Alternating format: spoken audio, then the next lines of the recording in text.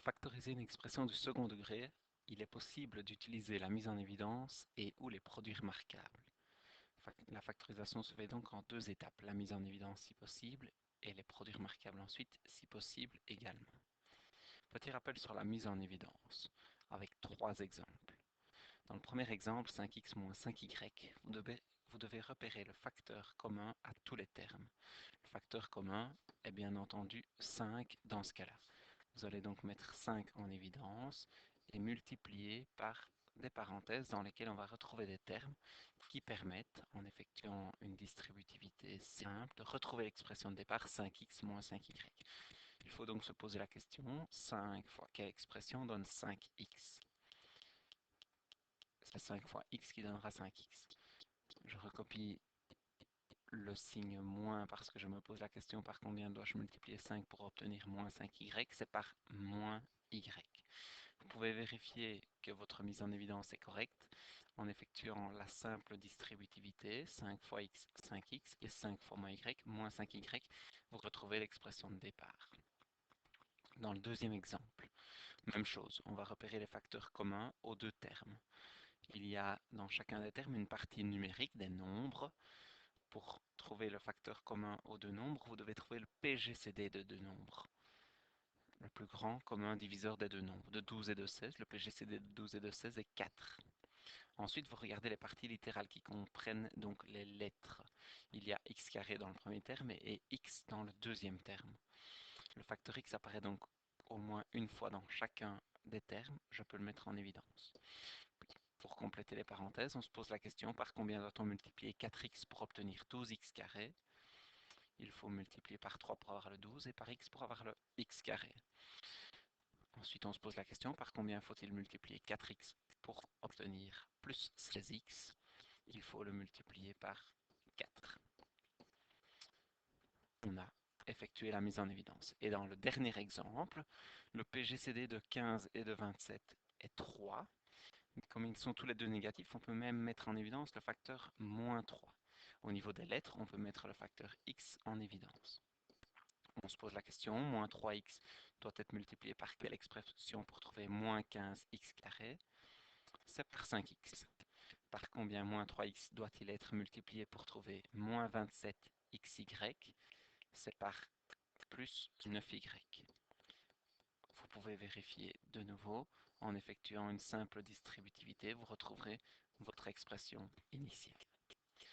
Concernant les produits remarquables, il est absolument nécessaire de maîtriser vos trois formules, le carré d'une somme, le carré d'une différence et le produit de deux binômes conjugués. La factorisation, c'est transformer une somme en un produit. Vous allez donc devoir passer des expressions qui se trouvent sur la droite aux expressions qui se trouvent sur la gauche, pour passer donc d'une somme à un produit. La factorisation se fait donc dans ce sens-là.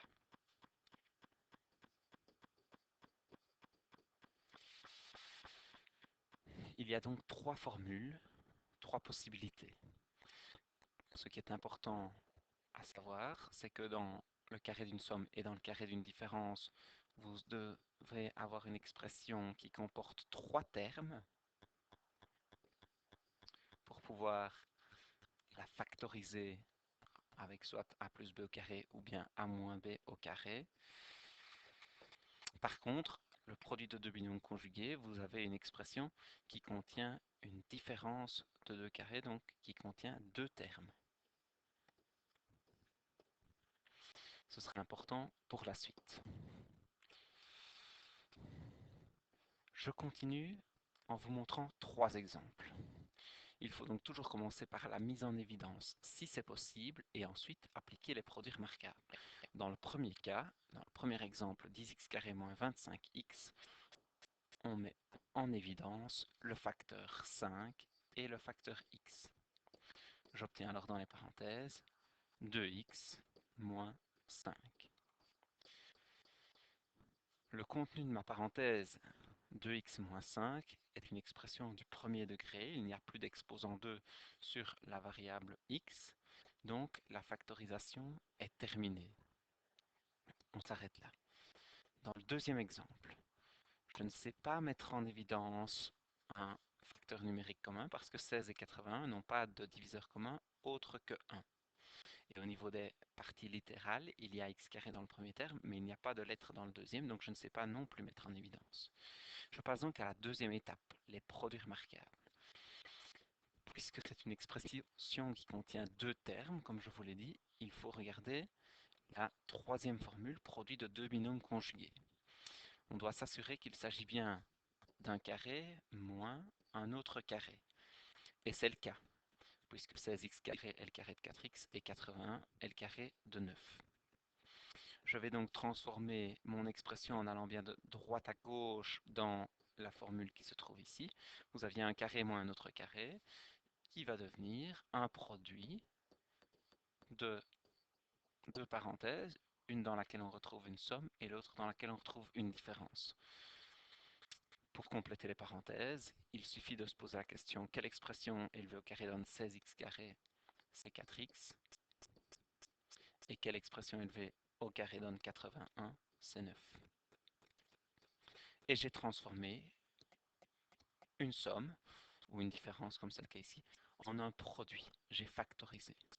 Le contenu de mes parenthèses ne contient pas de second degré, pas de x carré, donc ma factorisation est terminée. Ensuite, dans le dernier cas, je recommence par mettre en évidence si possible.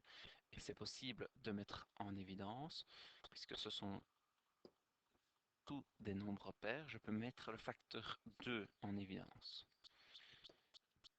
J'obtiens alors dans les parenthèses 4x carré moins 12x plus 9. Puisque le contenu de ma parenthèse est du second degré, il y a un x carré, je dois continuer ma factorisation, sinon elle n'est pas terminée. Je vais donc regarder le contenu des parenthèses et comparer ce contenu des parenthèses avec, puisqu'elle contient trois termes, les deux possibilités de formules où on retrouve trois termes. Comme vous le constatez, entre les deux formules, la différence se situe au niveau du signe du deuxième terme qu'on appelle le double produit. Vous avez ici un double produit qui est positif, tandis que dans le cas du carré d'une différence, un double produit qui est négatif. Dans mon exemple, mon double produit est moins 12x, il est donc négatif, c'est-à-dire que je vais pouvoir factoriser avec la formule du carré d'une différence.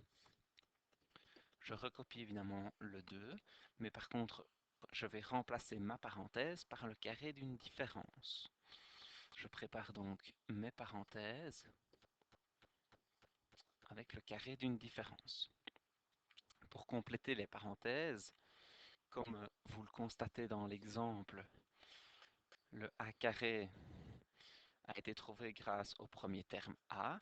Donc ici, mon 4x carré va être trouvé grâce à une expression qui élevée au carré donnera 4x carré. L'expression est 2x. Dans la formule pour trouver le b carré, on s'est servi du deuxième terme qu'on a élevé au carré. Donc ici, quel est le terme qu'il aurait fallu élever au carré pour obtenir 9? Il s'agit de 3. Donc ici, c'était 2x que je vais mettre en vert puisque c'est de la factorisation avec les produits remarquables. Et 3 pour le deuxième terme des parenthèses. Et ce fameux moins 2ab, me direz-vous? Eh bien, pour obtenir le 2ab, c'est la formule qui le fait apparaître naturellement. Mais dans ma factorisation, je vérifie qu'en multipliant 2 par le premier terme, c'est-à-dire par 2x et par 3, je retrouve bien le moins 12x que j'avais dans l'expression précédente. 2 fois 2x, ça me donne 4x. 4x fois 3, ça me fait 12x. J'ai donc une factorisation qui est terminée et qui est juste.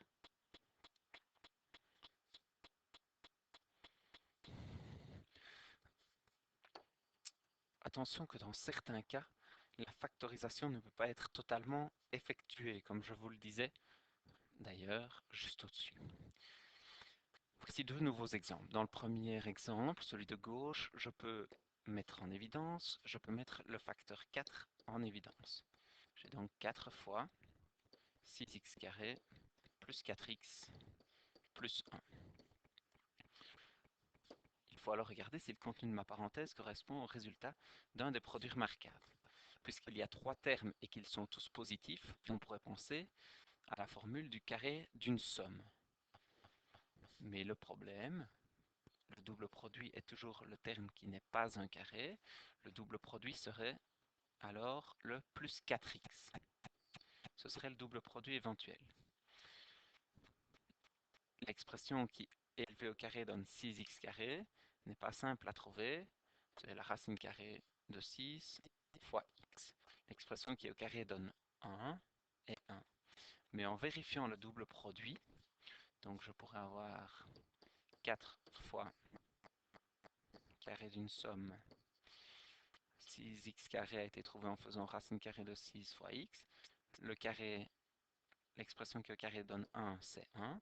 Mais en faisant 2 fois racine carrée de 6x fois 1, nous ne trouverons pas le double produit qui correspondrait à 4x.